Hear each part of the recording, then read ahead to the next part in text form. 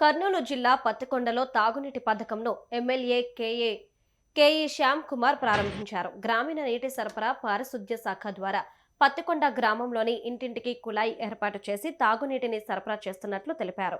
రాష్ట్ర కేంద్ర ప్రభుత్వాల నిధులతో జల్ జీవన్ మిషన్ పథకం కింద అక్షరాల 3 కోట్ల రూపాయలతో కొత్తపల్లి రిజర్వాయర్ నుంచి పత్తికొండ గ్రామానికి నీటి సరఫరా చేశారు. కొత్తపల్లి రిజర్వాయర్ నుంచి పత్తికొండ గ్రామానికి 3200 మీటర్ల 200 మిల్లీమీటర్ల డయా పైప్ లైన్ వేసినట్లు ఎమ్మెల్యే పేర్కొన్నారు. రిజర్వాయర్ నుంచి నీటిని పంపు చేయడానికి 60 హెచ్పీ 20 హెచ్పీ మోటార్లు ఏర్పాటు చేసి ఆ నీటిని అక్కడే మైక్రో ఫిల్టర్ మీడియా ద్వారా శుభ్రపరుస్తున్నట్లు తెలిపారు.